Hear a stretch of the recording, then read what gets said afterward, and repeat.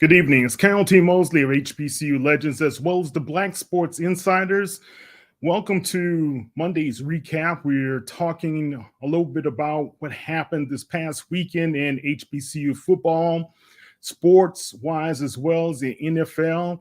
And we have a interview that I did with Ricky Williams, the ex-NFL running back and football star. He was number one draft pick of the New Orleans Saints. We remember what happened with the Sports Illustrated and ESPN covers with him with a wedding dress and Mike Ditka and everything else. But since then, he's gone on to be able to start his own cannabis business that is really flourishing at this time, and he's all across the country. We'll talk a little bit about him as well as what the industry has in store for him. But guys, I know you guys want to talk about HBCU football. And this past weekend, there were some very great games. I had a chance to be able to witness Jackson State making a statement against Texas Southern here in Houston at Shell Energy Stadium. The Tigers went on to beat the Tigers of Texas Southern. It was a 43-14 win. Is a dominant win. And I think this week, Jacobian Morgan, who is the quarterback and the young leader of Jackson State's team, he is the SWAC Offensive Player of the Week, and he did an excellent job. He led the team. Let me get these stats right. Jacobian was 10 rushes for 96 yards and 2 touchdowns. And 1 touchdown was a 72-yard scamper. No one really touched him as he weaved his way through the Texas Southern defensive line into their secondary. The other was Irv Mulligan had a really good game. He had 11 rushes.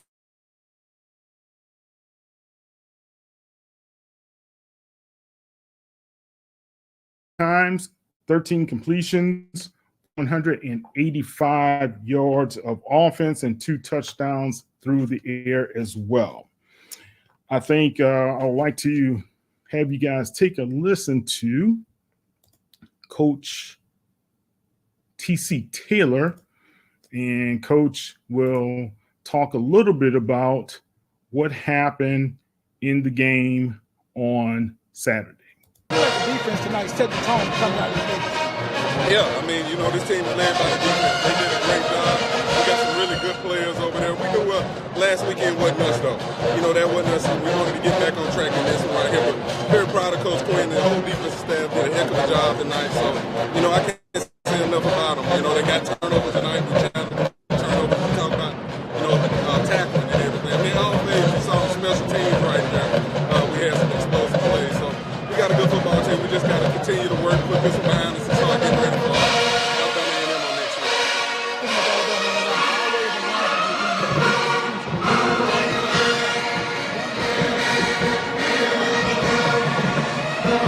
Just keep working. I've been talking to the kids about having good weeks of practice, and they've been having good weeks of practice. Starting last Tuesday, they came out and really responded in practice.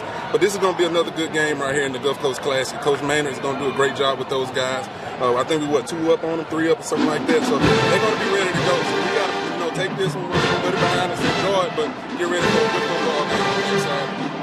I asked this question, and it seemed as though you guys made a concerted effort to get the ball downfield, to go up top. Yeah. And the question is, was it the looks that they were giving you, or I got some guys that I need, some dudes I got to get them the ball down? And that's a great question because we're down our 3 starting receivers right now. Rico Powers is down, Fabian McCray, all conference guy, is down.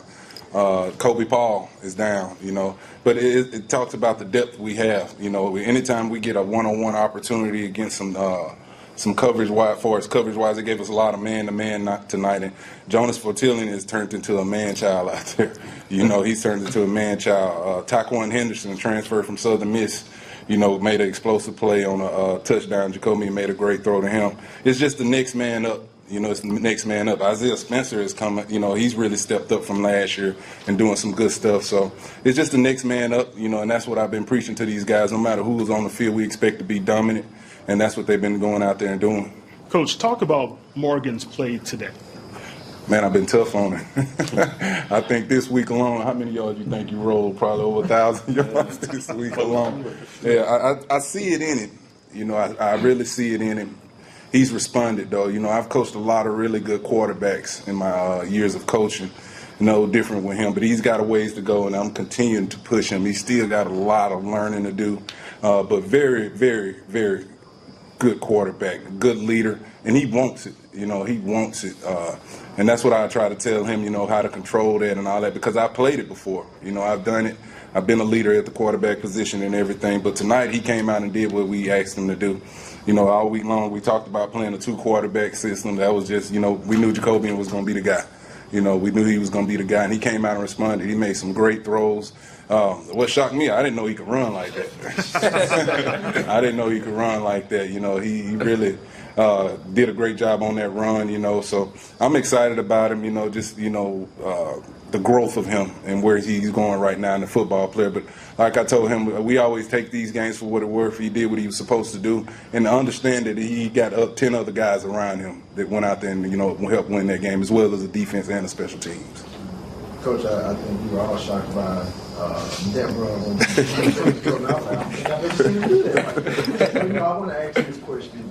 At halftime, the game was 13-0. What was your message to your team coming out of halftime? I just told them, to be honest, I was happy about we didn't have penalties.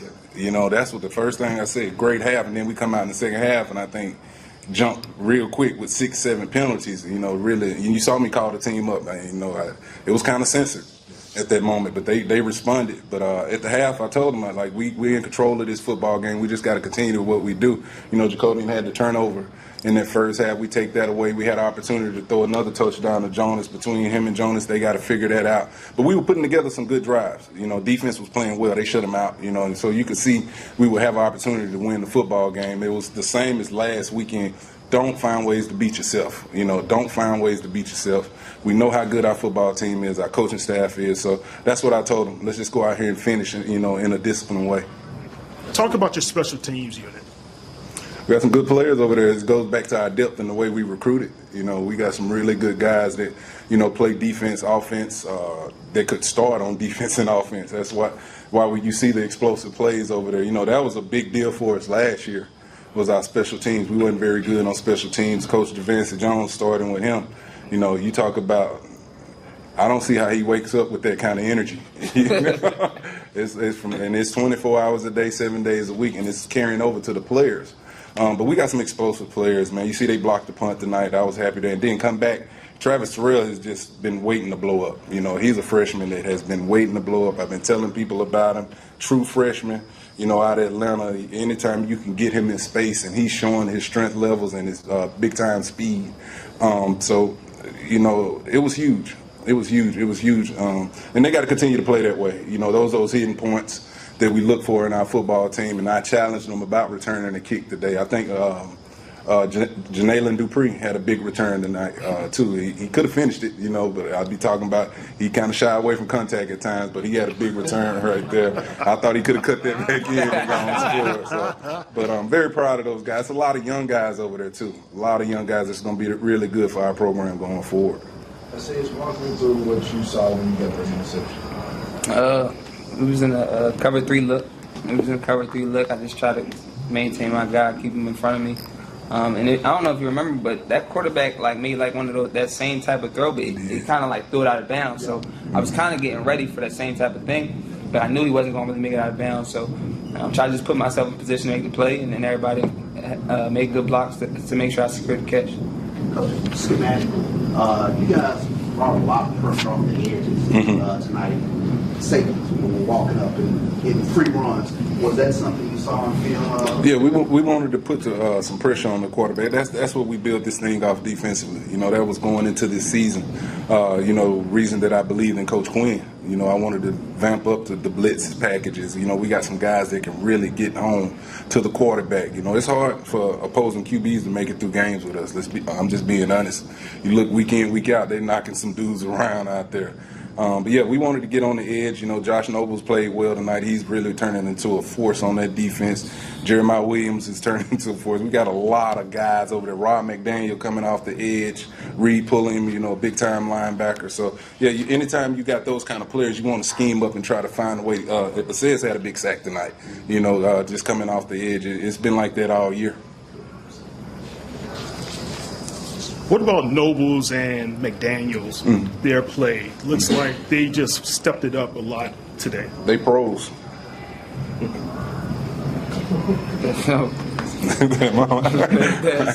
Dudes are going to be pros. Like Josh Nobles is like one of the. He's just a pleasant surprise. But we've been seeing it all camp. They know it. He know it especially. You know what I'm saying? But Rod McDaniel getting a lot of looks. And, you know, for him to come back home from Alcorn, he started out with us, left, went to Gulf Coast, and then went to Alcorn, and then come back home, you know. But those guys are pros. They do it. You see them do it the way they practice every day. The level of, you know, the level that they practice it, the speed that they practice it. When scouts come and see them, you could just see it, you know, firsthand. But their body says it, you know, they love the game, you know, as well as a bunch of other guys over there. But those two that you're talking about in particular are really good players for us. Those two fourth-quarter touchdowns from Texas, was there anything that they were doing that you hadn't seen at this point in the game, or what was No, that was on my football team. That was on these guys on the football team. We got a tendency of when we get up, we get relaxed. And that's what you saw tonight. That's why I called them up during the game and told them, like, fix this. You know, fix this. This is not us. This is not finishing football games. And that's something that we're going into the season again we talked about. But, you know, we got to find ways to dominate when we're up and continue to pull away from people. And after we had the talk, you know, you saw what happened. You know, we went out there, Jacoby, and had the long run. Defense shut them down. We had two big special team plays. So we just got to find ways to finish games and understand when we got people down, stay on the gas. Mr. Morgan, how do you feel like your play has evolved this season?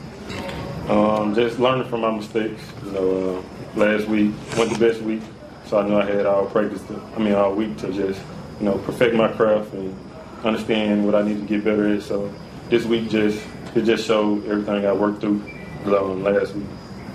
You mentioned resiliency with this team after winning your first conference game. What did you learn from your team tonight? I've been saying all along, so that we got a good team. You know, people were hard on this. Myself as a coach and this team last week. We heard the noise. Let me say that we heard the noise. You know, but we came back, like I said, and we just continued to work. We worry about the people that's in this building and the ones that matter, and that's my team and my coaches. But we heard the noise all week after that Gremlin loss, and we knew it wasn't us. We knew that wasn't us. We were going to come out and respond today in this football game. But I know what kind of football team we have here at Jackson State. I've been seeing it all summer. You know, I know how these guys work. I know the depth that we have. I know how hard our coaches are, you know, the long hours we put in. And when we do things right, we got a special football team. Coach, Jackson is a place where the noise can get loud. How do you close ranks? You can't break me. You can't break me. I told them that last night. I told the team, I told them at dinner last night. That was the first thing. You can't break me. The good thing about for me, you know, coming up, I came up in it. You know that. You know, as a player, they booed me, and then they would cheer me. Then they'll boo me again. And on my way out, they cheered for me. You know, I understand the love, but let me say this, though. It's the expectation. You know, they expect JSU to be great. And that's why I be so hard on these guys the way that I am. You know, and it's just about the work we put in and the things that they do on a day-to-day basis is going to matter. You know, when we came in here and we recruited the way we recruited as a coaching staff, the way that I brought this new staff in here, this is another new staff off of last year's staff, you know, we expect to be great. These fans expect us to be great. But, you know, we hear, like I said, we hear the outside noise. It doesn't bother us all because, like, when we playing our A game, everybody going to be happy. You know, we're going to win football games. Good? Yeah. Thank you. All right. Thank y'all, guys. When we come back, we're going to listen to Coach Dishman from Texas Southern, but we'll be back in 2 and 2.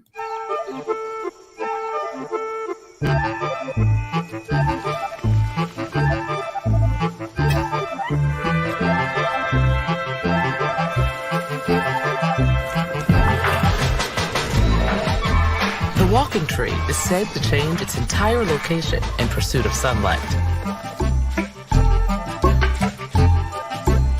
Where could reinvention take your business? Accenture. Let there be change.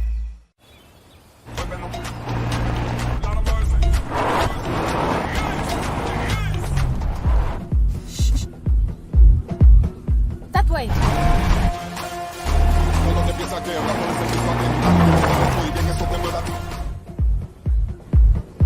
We're close. Let's go.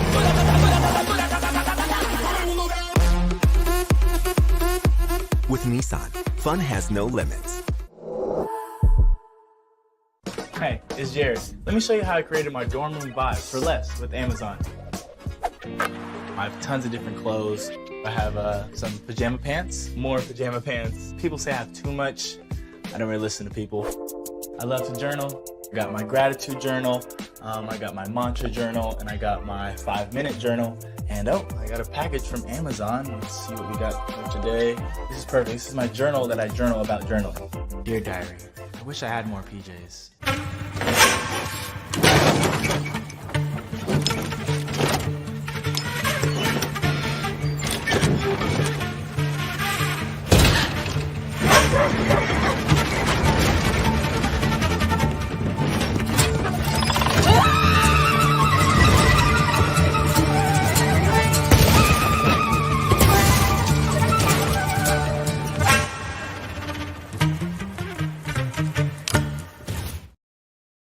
All right, Kyle T. Mosley of the Black Sports Insiders, as well as HBCU legends on Sports Illustrated.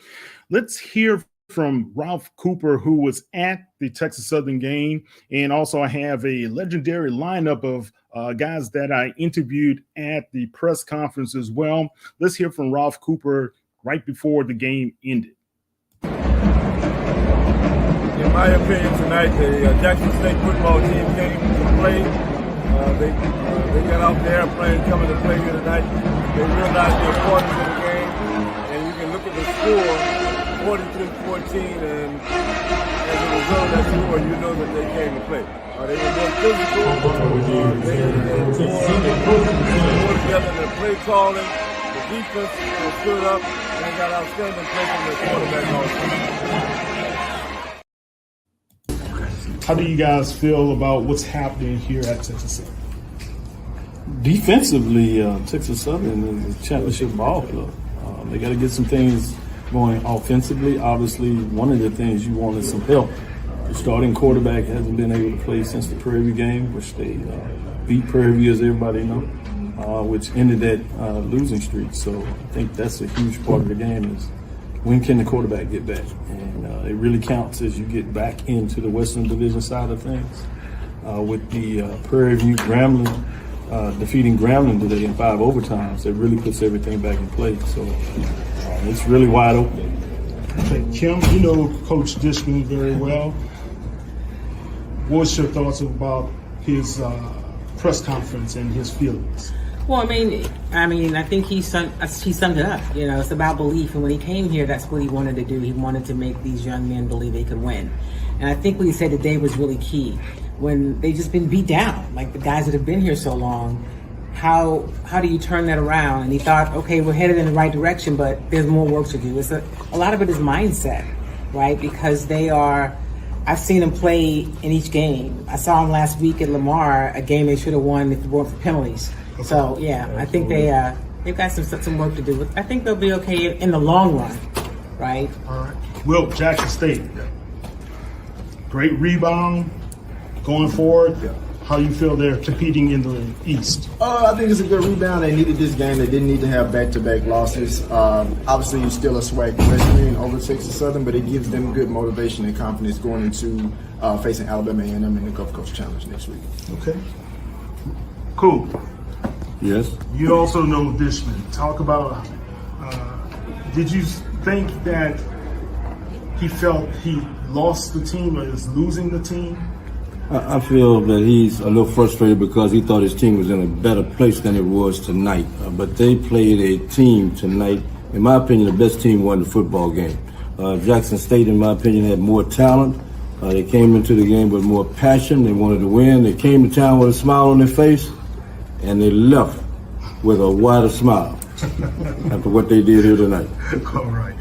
And last thing, Chuck, Jackson State, are they ready to be able to, are they looking like, they look like they're ready for prime time some days and some days they're not? Mm-hmm. Is consistency going to be the issue with this team? Yeah, I think consistency is going to be the huge thing. Obviously, this team has a lot of talent, but putting it together week in, week out is going to be huge for this Jackson State team because Coach Taylor, he mentioned it. He hears how loud the zeitgeist is when Jackson State loses a game. So it's going to be really interesting to see can this team week in, week out put solid games together where they don't beat themselves. All right, thank you. That's right. All right, that was Dr. Cavill, Kenyatta Cavill, Kim Davis, and Wilton Jackson, and Ralph Cooper, the legend from Houston, 55 years of broadcasting experience, Texas Hall of Fame broadcaster, and we had Charles Bishop from HBCU Sports Lab as well. And guys, let's just take a listen to what Coach Dishman had to say. And if something go down, it's going to go down my way, and only my way. My assistant coaches are doing a heck of a job of getting guys prepared to win. Where a guy's got to understand, they got to listen to their assistant coaches. They can't do it. There's no Burger King. You can go to Burger King and get everything. I want no pickles, no onions, no lettuce. This is not a Burger King situation. There's only one way to do it. It's grind, listen to your coaches, and do your job. If you decide not to do your job, then we have to get someone else who would do your job. I get emails. I get 10 or 15 emails a day from guys who's willing to come here and do that job. At least they say they're dogs, and yes, they can't do it. I don't know. But I'd rather take a chance on a guy who's hunting like that than a guy who always thinks he's on a team. We have open competition this week. Nobody's a starter. I have no starters. I have no quarterback. I have no offensive line, defensive line, running back. Nobody's starting this week. We're going back into the camp days, and we're going to grind, and we're going to get some starters. Coach, you stated that all your goals are still in front of you and that your team needs to believe. From this game, what do you think your team needs to do to take the next step so you can continue to reach your goal? I, as a coach, have to stay positive with it. I know I'm upset right now. Oh, yeah, I am upset. I can't lie. I am upset. I know I'm upset right now, and I'm very frustrated with the way we played. I'm frustrated with the way we end the game, not the way we played. I'm frustrated with the way we end the game. Guys are not paying attention on the sideline. We work the sideline substitution all the time. And for somebody all of a sudden now not there where he's supposed to be, that's look bad on the coaching. Even though we do coaching, and I keep telling them, I'm not taking a lot. Some stuff I would take, and I'm okay with it. That's what I get paid to do, to take the hard stuff, and I would take it. But some of the stuff is on you, bro. It's on you to get yourself out there and play. All right? He decided that he wanted to take himself out, so he decided he is now going to be looking for another job. As simple as that. You can't keep not showing up for work and expect to get paid. So you have to go look for another job.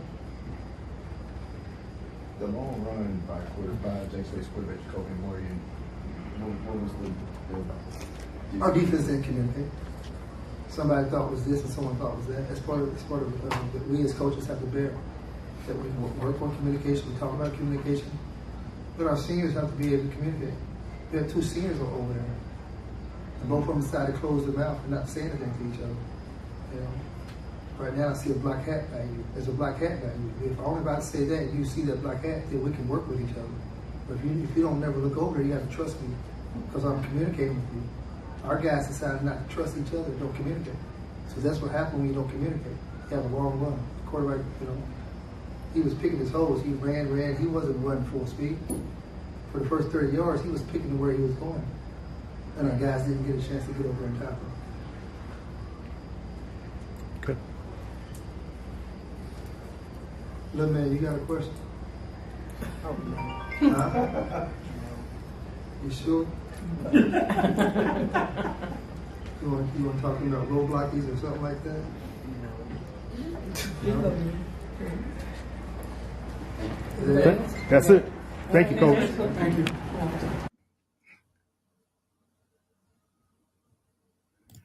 All right, guys, that was Coach Dishman trying to have some levity in a difficult situation after the team did not have a great showing against their opponents from Jackson State.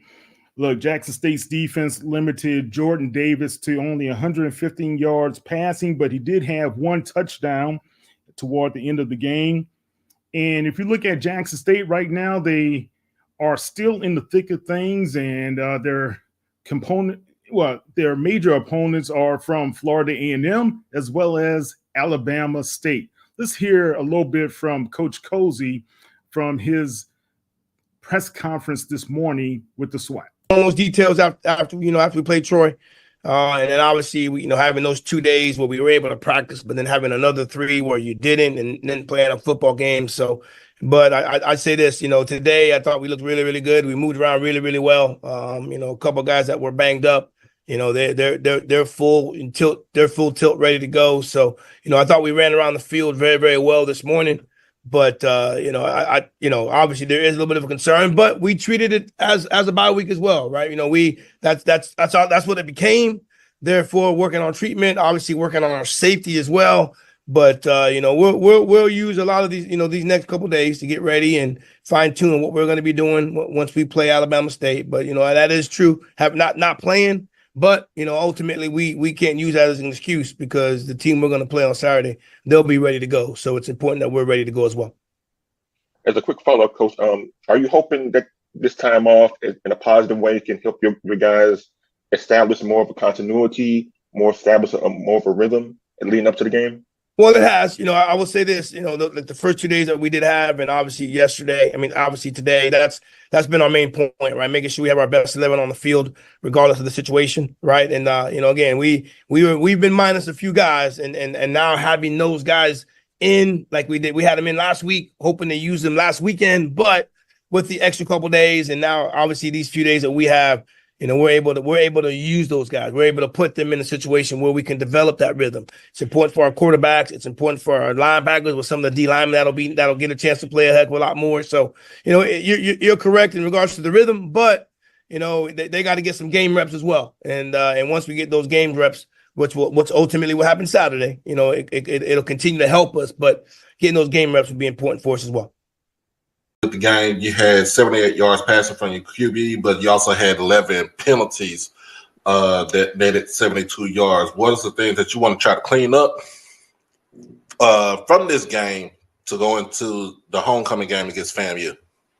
That was one of those funny games where you felt like you were in control of it, but you never were really in control of it, just because Bethune kept playing so hard. Those kids never gave up, and then they fought back into it, where it was a one-possession game and they had the ball. So it never felt like we dominated the game, felt like we had it under control, but it was still always, you had to play all 60 minutes.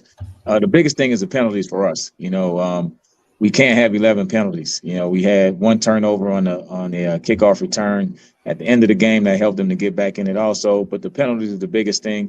And I think 5 of those penalties were the offsides and, just stuff that we could control, the easy ones, not the aggressive, honest mistake penalties, but just the ones that are pre-snap. So we haven't been like that the last couple of weeks. So we definitely have to control that. And that's what we're going to work on from day one. Worked on it last night. And we can't have penalties if you want to be the good team.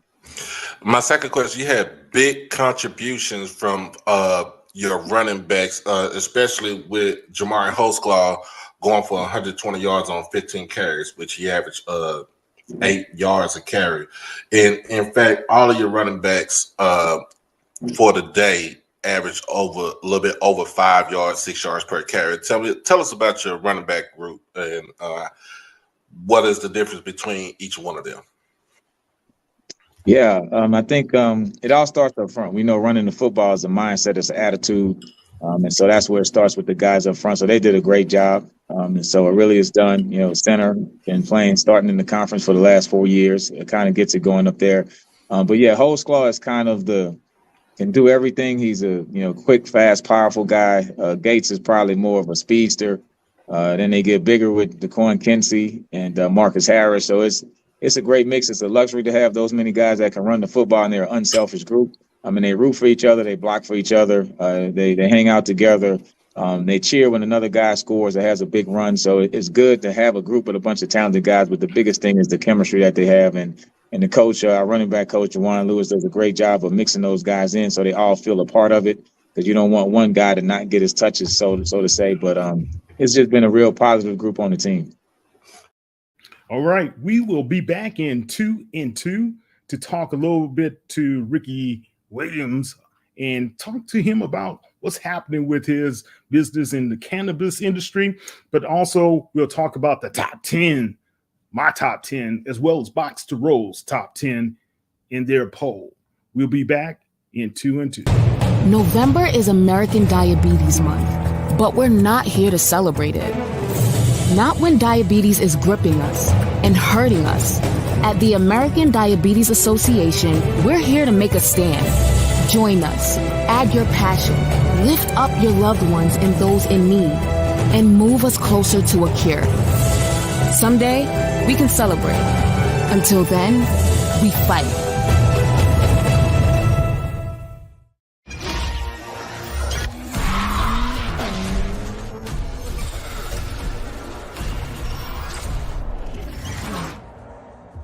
Visit your local Acura dealer for attractive offers on a new vehicle.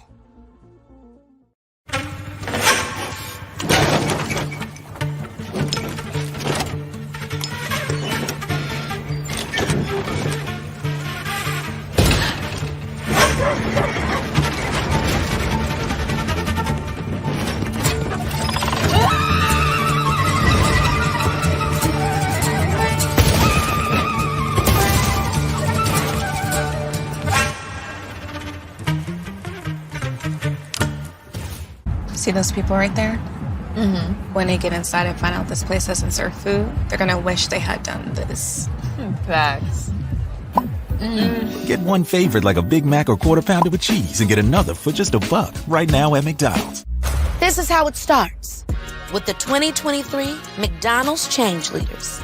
10 young Black visionaries who are starting something and changing everything. Find out what they're up to at mcdchangeleaders.com. No charger?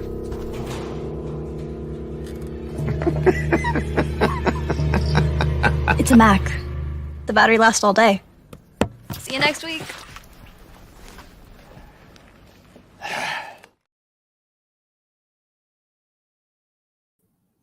One of the more talented teams that we have out there is the Grambling State Tigers. They went against Prairie View, and it was a dramatic State Fair Classic. Those guys went down.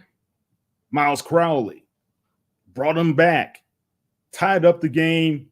Prairie View, they finally prevailed after 5 overtimes, 36-34. It was a great game, but it also helped the Prairie View Panthers get back in the thick of things in the SWAC West. Grambling took a little minor hit.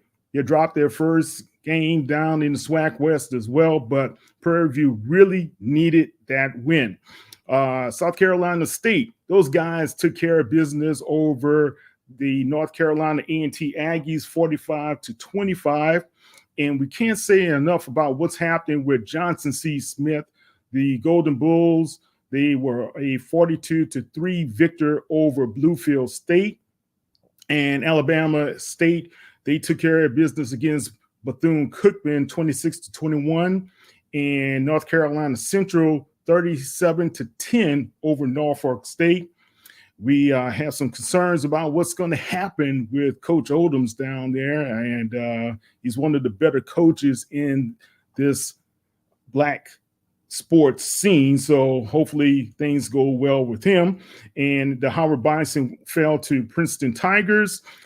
Fayetteville State, I'm kind of up and down with this team, and I thought they would be a little bit more competitive at times, but Virginia State, the Trojans took care of business 35-18.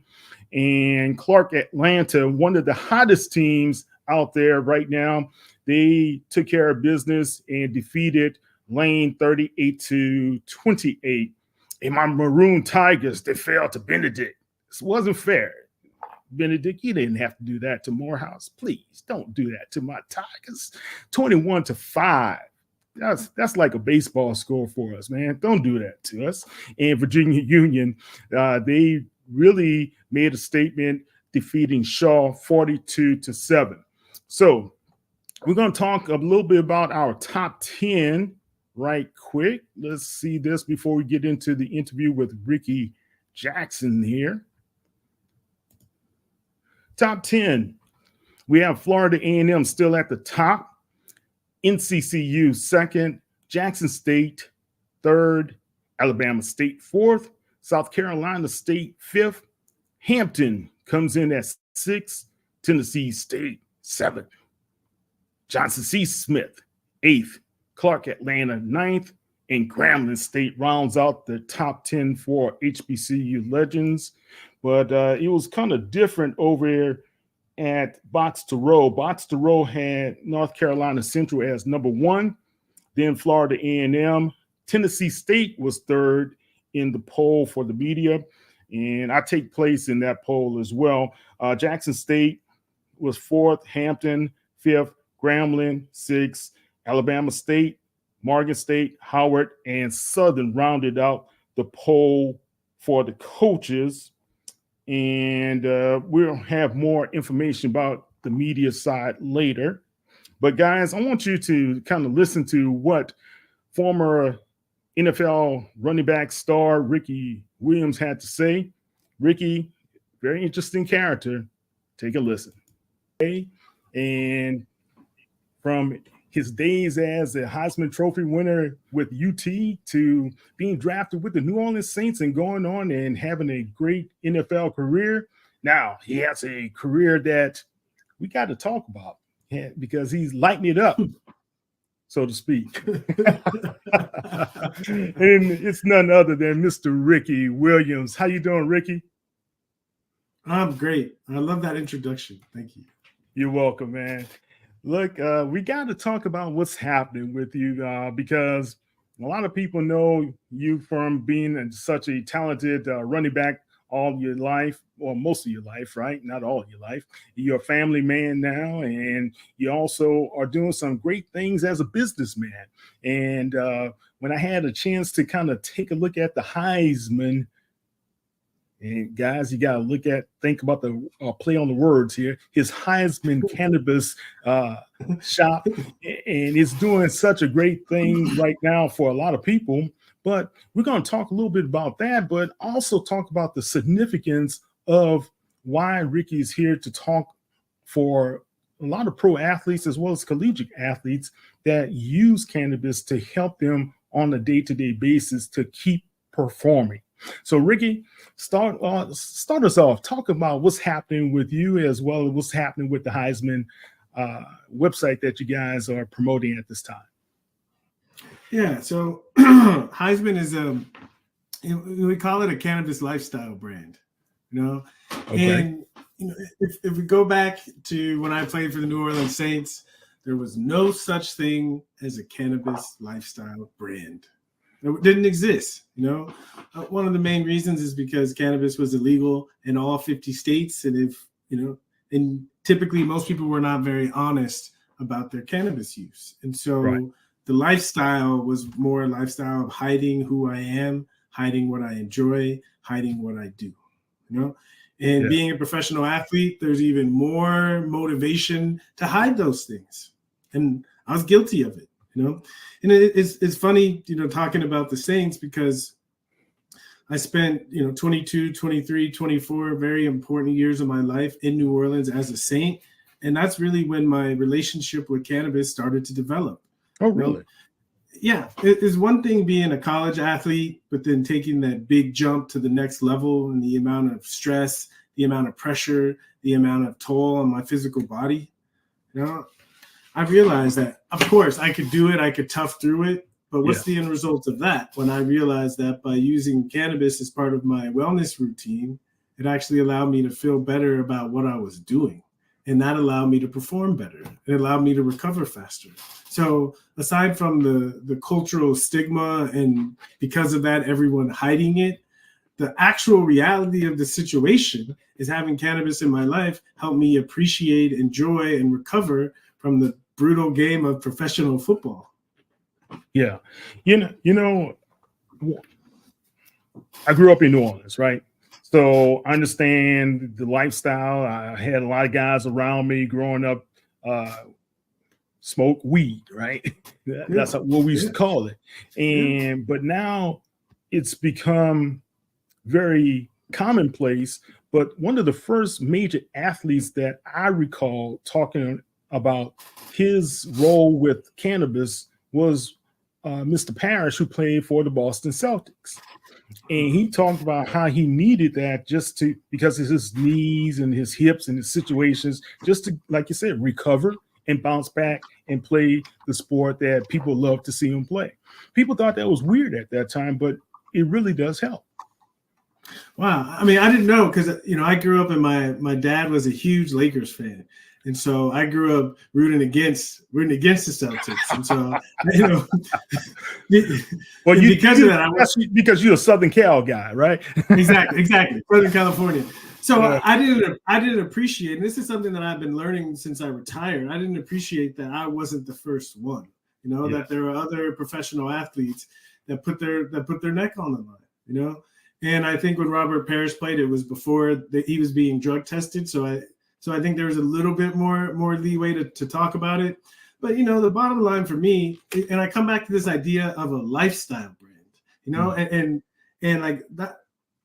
And there's so many people and more every day who appreciate the effects and the benefits of cannabis, of weed, of smoking weed. Yeah. And for so long, we weren't allowed to talk about it. And my attempt is to change all of that to say we can talk about it, and we can talk about it in an empowering, uplifting way. Because I'm not going to say that if people abuse anything, it's bad. But the more we are secretive about something and we don't talk about how to use it in a healthy way, the end result is going to be more people abusing it. And I think when we start to see the successful people who use cannabis on a daily basis and start to get their opinion and get their ideas about how they use it and how it helps them and contributes to their success in life, then I think we completely change the situation. At Heisman, our tagline is "Spark Greatness." Yeah, I noticed that. Yeah, because for me, even if we just talk about football, right? People spend a lot of time and a lot of money on their Sunday ticket, right? Watching and being entertained by football players. And I'll say, from being a professional football player, the product that the NFL puts on the field is bar none. It's right, because they know how to create really good football players. But the reality is we're not chess pieces. We're human beings. And to be so good at something requires a whole lot of stress. And the fact that we are using cannabis and it's helping us create the product on the field that people love, that's something to be celebrated, not punishing the players for. And it's starting to change, but that's what I'm advocating for, is let's not focus so much on the negative things, which are inflated. Let's actually focus on the positive things. So those are the things that we can inflate. Right. 3 years ago, I had an interview with your former teammate, Kyle Turley. And Kyle pretty much told me cannabis saved his life because he was going through a lot of situations, not understanding what was happening with his body, some of the changes mentally and things to that nature. And he had some very unfortunate incidences to happen. But cannabis really helped to kind of set him on the right path, as well as he said it helped his daughter, who was suffering through some medical issues as well. So for medicinal purposes, yeah, it's great. But now the NCAA, as well as the National Football League, other pro leagues, are understanding that cannabis it's not one of these performing enhancing substances like other substances that are out there, growth hormones or whatever. So it's been groundbreaking now that the NCAA is voting that players can participate in the Division One championship series as well as the postseason, and not have the drug test go against them if they are found to have cannabis in their system. So talk about that as well. Yeah, so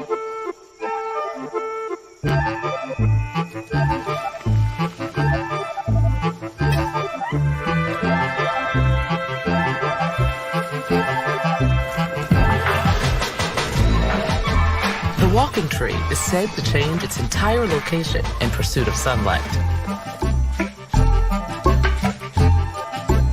Where could reinvention take your business? Accenture. Let there be change.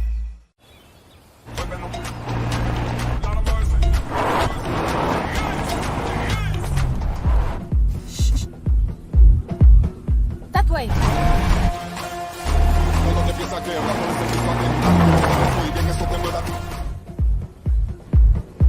We're close. Let's go.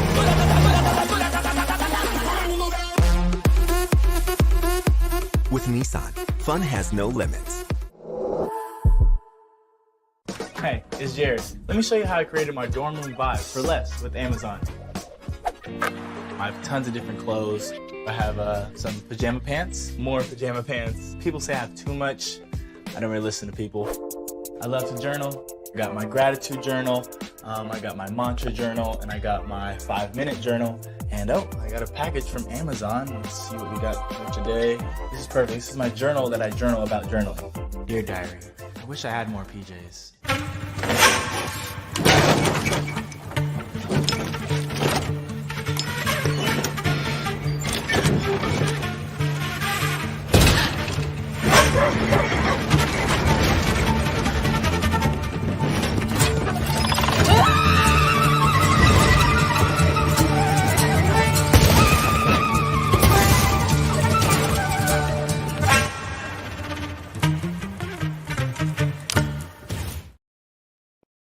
who lost a year of eligibility because they flunked a piss test for cannabis. And I saw two players, no doubt, NFL level ability, and I saw both of their careers shortened and, dare I say, ruined by the testing policies. Wow. So it's a big deal. But to me, the biggest issue, the bigger issue with this, because only a small percentage of collegiate athletes are over the age of 21. And there's a larger percentage that live in legal states. So, applaud to the NCAA. But for me, what's more powerful is this conversation, right? And the conversations that are happening because of what the NCAA did. And it's a big step in normalizing cannabis.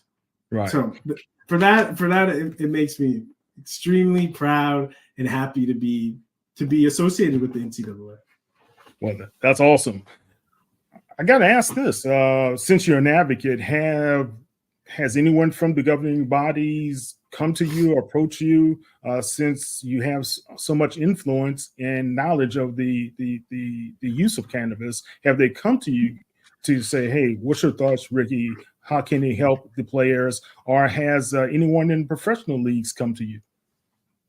Yeah, I've had many conversations, but in my advocacy, most recently, I've taken a couple of trips to Washington, D.C. and sat with senators and Congress people and had a frank conversation just to get a sense of where are they on legalization, right. And it was cool. It was a cool experience. I think growing up, I remember being in the 6th grade and watching something about I think it was Dukakis Bush election when I was in the 6th grade. And I remember watching that and thinking to myself, a Black person will never be president. I don't even need to watch this stuff, And as time has changed, we've had an African-American president, but yes. And so, that kind of opened the door for me to take politics more seriously. And then spending some time in DC and realizing, it's funny to say, but realizing that politicians are human beings too, and that there's some of them that actually care. And I was blown away at the what I saw and the conversations I had with people on Capitol Hill. And I also appreciate it's difficult to get things changed, in a big country like this. But the fact that I was able to have real life conversations about smoking weed inside, the Capitol building, that was awesome. You know, so Yeah. I have faith that things are going to move forward, and I think the key really is people like myself who have genuinely been touched in positive ways and who have had some level of success. Just to be honest and tell the truth, just tell the story about how they use cannabis. Yeah, yeah, that's great, man. Your transparency has always been kind of I wouldn't say avant-garde, but it's been refreshing. How about that? It's been refreshing because when it came to mental health, you were one of the first players that I knew, especially associated with the New Orleans Saints, that addressed your situation, right? And then you took some time off for yourself, right? Yeah. Went back to the league and you perform amazingly. And people were like just astounded how well you were performing. But I mean, I was thinking he didn't win the Heisman for nothing, guys. You know, Right. he's not a scrub, right? Yeah. But to see what you have been able to accomplish, you, Kyle Turley, have you guys ever chatted about what, you know, the cannabis issue, or what your businesses can possibly do, or how you guys can continue to be advocates? Many times, and we continue to talk about it. You know, honestly, it was Kyle who got me into the industry. After I retired, I moved back to Austin to get my degree, and I was going to school, and I was doing like little things at car dealerships and just doing some little stuff around Austin. And Kyle called me up and he said, "Hey, there's a cannabis conference in Phoenix. Why don't you come out and tell your story?" You know, and I was thinking about it might ruin some of the stuff that I'm working on in Austin, and so I declined. I said, "I'm good." But thank you.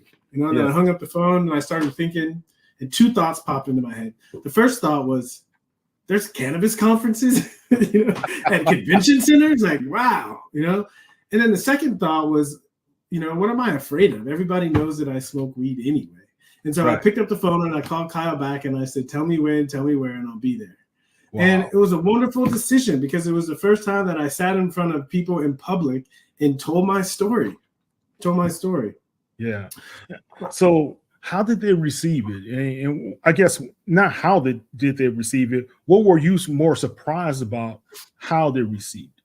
Yeah, great question. So my mom has a saying. She says, "Go where you're celebrated, not where you're tolerated."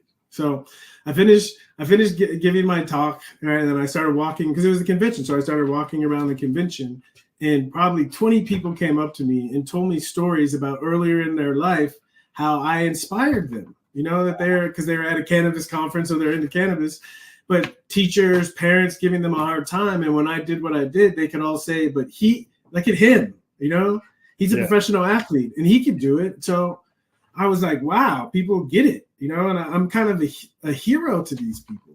Where I was used to, from the NFL side, I was the one who threw it all away. And so to have that different experience and to realize that there are people who love this plant who don't have a community and don't have a lifestyle, you know, and don't have any like guidance or inspiration in this direction, right? And so I realized I can build off of my story and help provide that for people. Yeah. You have, man. You have given people a platform to say, like you say, it's okay. It's okay because everybody. I used to have this argument when I was in college. I said, how many times do you hear someone had a automobile accident because they were smoking weed versus how many times you hear them have an automobile accident because they were drinking alcohol? Right. And I said, we're really missing it by focusing on weed versus alcohol being more of a troubling substance at this time. And I'm glad right now, moving forward, all my old almost 60 years here on earth, I can see where people are now accepting and understanding that this can help a player, an athlete, or a student athlete to be able to continue to give us, like you say, the thrills of the sport versus to just sit on the sidelines because they're confined by societal norms or whatever. So, I applaud you, man. I applaud you. Yeah, look, Kyle was a very interesting story when he talked about why, but the thing that got me with Kyle was the fact that you could tell he was going to be that gladiator moving forward to try to push it along. And a few years later, I'm glad to see this and be able to have this conversation with you as well. So talk about this was great. Yeah, this is great. Thank you. You're welcome, man. Talk about Heisman, and that's HIGHSMAM, guys. And it's not like his Heisman Trophy, but talk about your website. I went on there. I was trying to scope out your products. You got pregame, you got halftime, you got postgame. Talk about those products for the people. Yeah, so the main idea, like we've been talking about Heisman. We've been talking about Heisman the whole time. Yeah. Because I see so many people and they create a brand. And they create a brand as something that's outside of themselves, right? And for me, I was thinking a brand should be something that someone can connect to. And so I tried to create Heisman as a brand that's really about my lifestyle. And that lifestyle means, doing everything I can to be the best person that I can. And for me, that includes a Heisman cannabis in my regimen. And so, we're selling cannabis, but I think more importantly than that, we're selling a lifestyle, right? And it's similar to what you said, is that, the world gives us opportunities to grow and to learn and to become great at something, but we all have to pay a price for that greatness. And I think what I've learned is I have to learn to nurture and take care of myself to be the best me. And whatever I see fit, regardless of what society says, whatever I see fit and know is best for me, to learn to trust that. Okay. Now, Ricky, you're talking to an old guy here. I got a few years on you. I went through prostate cancer, went through the treatments, conquered that. Went through emergency surgeries, gallbladder surgery and other surgeries, conquered that, went through all that.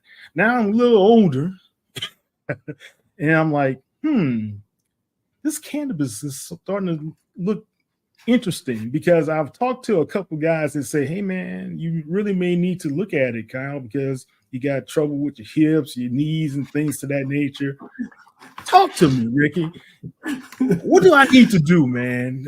I'm a lay person. Just hit me up straight. I want to come back to this conversation about alcohol. Okay. Because it's something that I typically don't talk about, because what I've noticed is people love their alcohol, and I don't want to threaten their alcohol by trying to compare it to cannabis. Right. And also I realize it's kind of an uncomfortable conversation, especially if you just sit back and watch. Kind of like you said, if you go to a party of right, high class, high society people, right, and you just watch them drink their wine and watch how the behavior changes, and you just sit back and watch them as they walk out, it's like interesting. Okay. And I've hosted events, sporting events, watching games where people come together like a sports bar. And instead of drinking alcohol, right, people are consuming cannabis, and it's a completely different situation. The vibe is more chill and mellow, right? Well, because the thing is, some people, when they smoke, they get quiet, right? Yeah. Because they're more inside their mind and being and contemplating more. And some people become more talkative because they kind of get more comfortable and ideas start flowing, and they just want to express. Okay. Right. But whether someone's being more talkative or more thoughtful, okay, that the quality of the conversations, okay, tends to be more enlightening. When I'm around people when they're drinking, the quality of the conversations, they go to crap really, really fast. Man, that escalated, right?